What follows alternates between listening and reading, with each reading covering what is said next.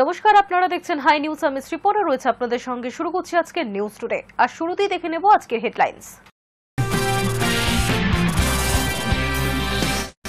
মেয়রে তৃণমূলের মঞ্চ খুলল সেনা। নতুন করে পারদ চলল রাজ্য রাজনীতির। প্রতিহিংসার রাজনীতি করার অভিযোগ শাসক শিবিরের। মেয়রে ছুটে গেলেন মমতা। এসএসসি ভবন অভিযানে আপত্তি, তবে স্কুল সার্ভিস কমিশনের দপ্তর আচার্য সদনে যেতে পারবেন যোগ্য চাকরিহারারা। সুমন বিশ্বাসের মামলায় নির্দেশ কলকাতা হাইকোর্টের।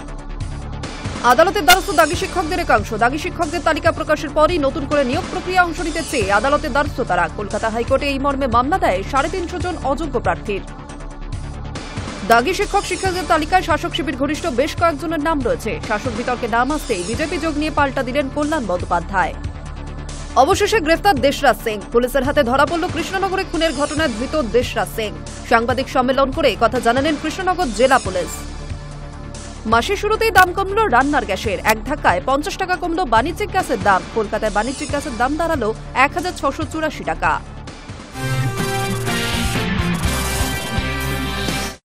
মেয়রে তৃণমূলের ভাষা আন্দোলনের মঞ্চ থেকে মঞ্চ খুলেছে সেনাবাহিনী। আর খবর পেয়েই ছুটে গেলেন তৃণমূল সুপ্রিমো মমতা বন্দ্যোপাধ্যায়। এই নিয়ে বিজেপির উদ্দেশ্যে ক্ষোভ উগরে দিয়েছেন মমতা বন্দ্যোপাধ্যায়। মঞ্চ ভেঙে দেওয়ার প্রতিবাদে মঙ্গলবার রাজ্যের প্রত্যেকটি ব্লকে পঞ্চায়েতে প্রতিবাদ মিছিল হবে বলে ঘোষণা করেছেন তৃণমূল সুপ্রিমো।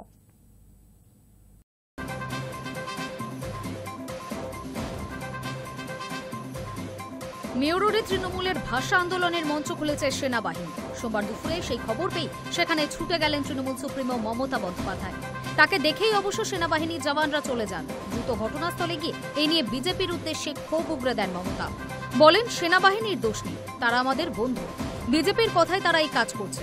বিজেপি সেনাকে রাজনৈতিক উদ্দেশ্যে ব্যবহার করছে। কেন তৃণমূলকে না জানিয়ে সেনার এই কাজ, সেই প্রশ্ন তুলে মমতার বক্তব্য, আপত্তিজনক কিছু থাকলে আমরা নিজেরাই মঞ্চ খুলে দিতাম। এই ঘটনার পর ভাষা আন্দোলনের ঘটনাস্থল পৃথক করে দিলেন তৃণমূল সুপ্রিমো।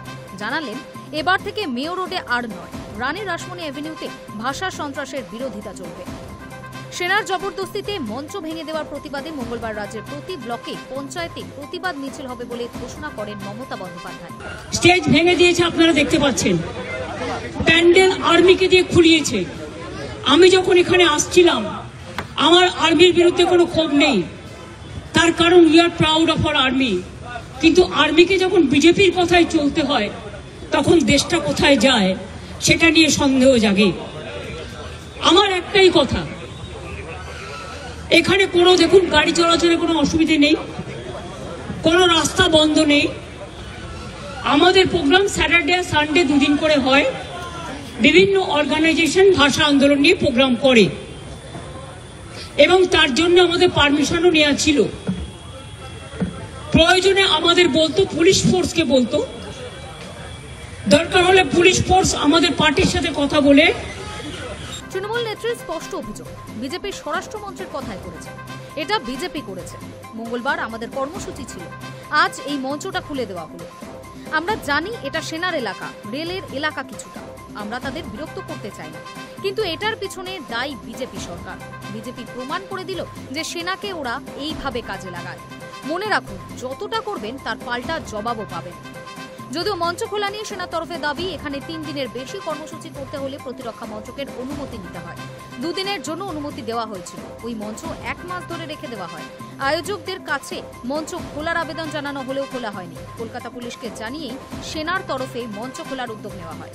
সেনার এই দাবি উড়িয়ে মমতা পাল্টা বলেন, সেনাকে বলবো, আপনারা মানুষের গর্ব, বিজেপির হাতের পুতুল হয়ে নোংরা খেলায় নামবেন না। এই মঞ্চ ভেঙে ফেলায় তৃণমূল নেত্রী জানান, এবার মোদির অনুমতি নিতে হয় এমন কোনো জায়গায় আমরা আর কর্মসূচি করব না। আমি মানুষের পারমিশন নিয়ে চলি। ভাষা আন্দোলন চলবে, আর রানী রাসমণি রোডে হবে প্রতিবাদ।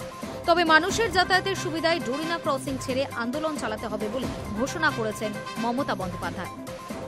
High news network.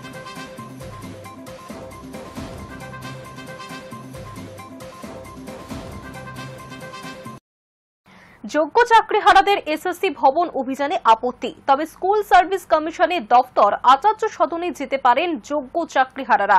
সুমন বিশ্বাসের মামলায় নির্দেশ কলকাতা হাইকোর্টে। সোমবার করুণাময় থেকে মিছিল করে এসএসসি ভবন যাওয়ার আবেদন জানান যোগ্য চাকরিহারা শিক্ষকদের একাংশ। ওই মিছিলে অনুমতি দেয়নি পুলিশ, তাই অনুমতি চেয়ে কলকাতা হাইকোর্টে দ্বারস্থ হন সুমন বিশ্বাস। বিচারপতি তীর্থঙ্কর ঘোষের নির্দেশ, বিকেল 4টে স্কুল সার্ভিস কমিশনের দফতরে গিয়ে দাবি সনদ পেশ করতে পারবে সুমন বিশ্বাস সহ 5 সদস্যের প্রতিনিধি দল। যদিও মিছিল করার অনুমতি দেয়নি আদালত। এসএসসি ভবন অভিযান ঘিরে সোমবার সকাল থেকেই টান টান উত্তেজনা। এদিন সুমন বিশ্বাসের ভাই সঞ্জয় বিশ্বাস সোশ্যাল মিডিয়ায় একটি ভিডিও শেয়ার করেন। ওই ভিডিওটি করুণাময়ী মেট্রো স্টেশনের। একজন নীল শার্ট পরা ব্যক্তির সঙ্গে সুমন বিশ্বাসকে ধস্তাধস্তি করতে দেখা যায়। নীল শার্ট পরা ব্যক্তিকে ভিডিওতে পুলিশ আধিকারিক হিসেবে উল্লেখ করা হয়েছে। শোনা যাচ্ছে বিধাননগর উত্তর থানার পুলিশরা সুমন বিশ্বাসকে হেনস্থা করছে। কোনো এফআইআর মামলা না থাকা সত্ত্বেও তাকে ধরার চেষ্টা করা হচ্ছে। ওই ভিডিওতে যদিও নীল শার্ট পরা ব্যক্তিকে বলতে শোনা গিয়েছে সুমনকে ধরতে আসেননি। ওই অভিযোগ সম্পূর্ণ ভিত্তিহীন। প্রসঙ্গত এর আগে গত 18ই আগস্ট এসএসসি ভবন অভিযান ছিল যোগ্য চাকরিহারাদের।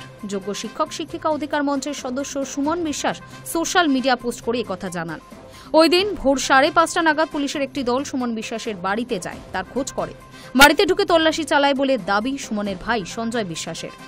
আদি সপ্তগ্রাম স্টেশন থেকে তাকে পাকড়াও করা হয়।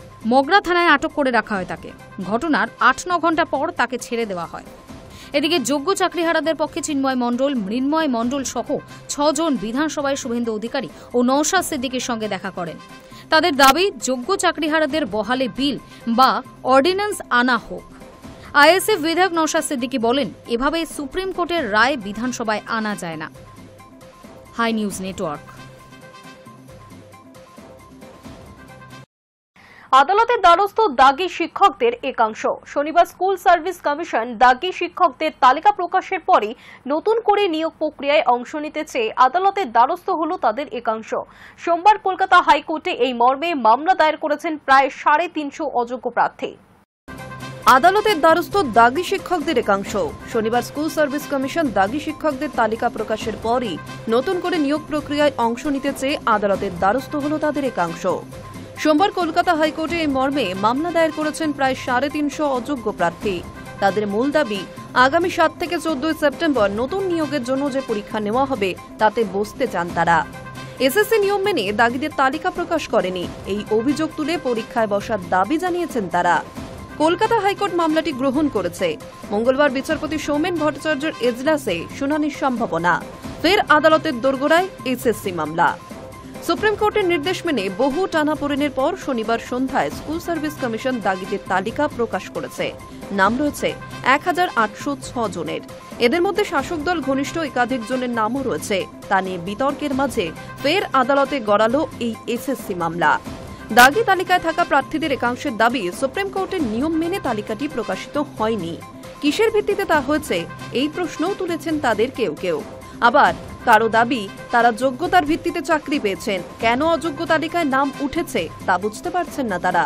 এসব যুক্তিতে দাগিদের একাংশের দাবি, আগামী 7 ও 14 সেপ্টেম্বর রাজ্য সরকার নতুন করে শিক্ষক নিয়োগের জন্য যে পরীক্ষা নেবে তাতে অংশ নিতে চান তারা।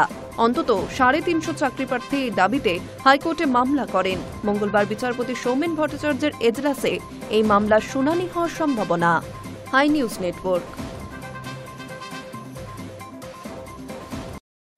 সুপ্রিম কোর্টের নির্দেশে শনিবার দাগি শিক্ষক শিক্ষিকাদের তালিকা প্রকাশ করেছে স্কুল সার্ভিস কমিশন। তাতে শাসক শিবির ঘনিষ্ঠ বেশ কয়েকজনের নামও রয়েছে। তা নিয়েও এই মুহূর্তে সর্বস্তরে আলোচনা চলছে। এবার ওই তালিকায় বিজেপি যোগ নিয়ে পাল্টা দিলেন শ্রীরামপুরের সাংসদ কল্যাণ বন্দ্যোপাধ্যায়। সুপ্রিম কোর্টের নির্দেশে শনিবার দাগি শিক্ষক শিক্ষিকাদের তালিকা প্রকাশ করেছে স্কুল সার্ভিস কমিশন। তাতে শাসক শিবির ঘনিষ্ঠ বেশ কয়েকজনের নামও রয়েছে। তা নিয়ে এই মুহূর্তে আলোচনা চলছে সর্বস্তরে। এবার ওই তালিকায় বিজেপি যোগ নিয়ে পাল্টা দিলেন শ্রীরামপুরের সাংসদ কল্যাণ বন্দ্যোপাধ্যায়।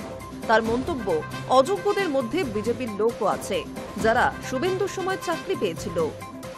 শনিবার সন্ধ্যের পর কোর্টের নির্দেশে অযোগ্যদের তালিকা প্রকাশ করে এসএসসি। মোট 1804 জনের নাম প্রকাশ হয়েছে। রাতে এই তালিকায় আরও 2 জনের নাম যুক্ত হয়। তালিকায় ছিল অযোগ্যদের নাম, রোল এবং সিরিয়াল নম্বরও। তালিকা নিয়ে তৃণমূল সাংসদ কল্যাণ বন্দ্যোপাধ্যায়ের দাবি, সেই তালিকায় শুধু তৃণমূল নয়, বিজেপির অনেকের নাম রয়েছে। তৃণমূল সাংসদ বলেন, খবরেই তো বেরিয়েছে বিজেপি নেত্রীর নাম। আগে তৃণমূল করত, এখন বিজেপি করে। সব শুভেন্দু অধিকারী করিয়েছে। তিনি আরও প্রশ্ন করেন, দুটো মেদিনীপুর, বাঁকুড়া, মুর্শিদাবাদ, যেখানে যেখানে শুভেন্দু অধিকারীর অপারেশন ছিল সেখানে কি হয়েছিল? কল্যাণের মন্তব্য, রাজনৈতিক কথা বলে বাজার ফাটিয়ে লাভ নেই। যার যা ক্ষমতা আছে, হিম্মত থাকলে সুপ্রিম কোর্টে মামলা করুন। বলুক, এই যে তালিকা বেরিয়েছে এটা সঠিক নয়, এরপর যা হবে কোর্টে হবে। তৃণমূলের লোক আছে এটা শুনতে শুনতে 5 বছর হয়ে গেল। বিজেপির কতজন আছে সেটা বলুন। সাংসদ কল্যাণ বন্দ্যোপাধ্যায় আরও বলেন, এসএসসি অভিযান আমরা আটকাতে পারবো না, ওটা গণতান্ত্রিক অধিকার। তিনি প্রশ্ন তোলেন, বিকাশ রঞ্জন ভট্টাচার্য, ফিরদৌস শামীমরা যাদের হয়ে মামলা করেছিল তারা কি একজনও চাকরি পেয়েছে?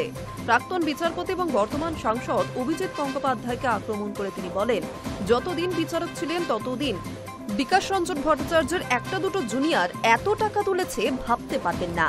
এই ঘটনার তদন্তের দাবিও জানিয়েছেন Kalyan Bandyopadhyay. High news network. সময় এখন একটা বিরতির, ফিরে আসছি বিরতির পর।